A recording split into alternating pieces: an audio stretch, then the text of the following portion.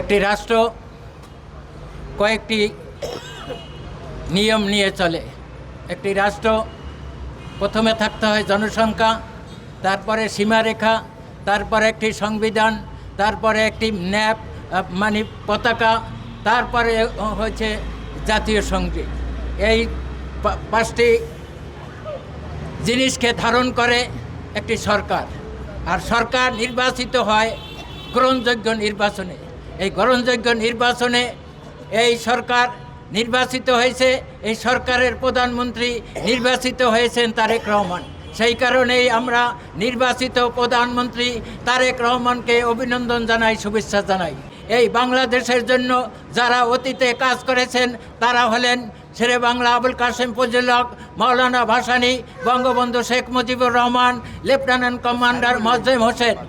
তাদের স্মরণ করছি এবং তাদের আদর্শ ধারণ করেই তারেক রহমান আপনি দেশ পরিচালনা করবেন।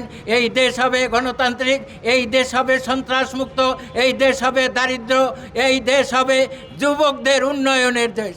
আর যুবকদের যদি কর্মসংস্থান দিতে পারেন, যুবকদের যে উদ্যোক্তা বানাতে পারেন, তাহলে এই দেশ হবে সন্ত্রাসমুক্ত, মাদক মুক্ত একটি আধুনিক বাংলাদেশ।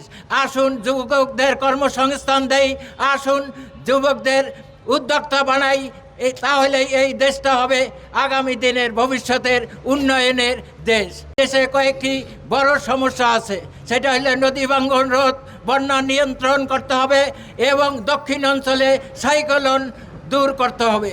এই কাজটি করতে, এই তিনটি কাজ যদি করতে পারেন তাহলে এই দেশটা হবে আধুনিক। আসুন আমরা ঐক্যবদ্ধ হই। আমরা যেভাবে অতীতে ঐক্যবদ্ধ হয়ে দেশ স্বাধীন করেছিলাম, আমরা অতীতে যেভাবে ঐক্যবদ্ধ হয়ে স্বৈর শাসকের সাথে পতন করেছিলাম, সেই আসুন আমরা আবার ঐক্যবদ্ধ হয়ে এই দেশটাকে একটা আধুনিক গণতান্ত্রিক ক্ষুধা দারিদ্র মুক্ত করতে চাই। সেই কারণে মুক্তিযুদ্ধের চেতনার সকল শক্তির ঐক্য চাই।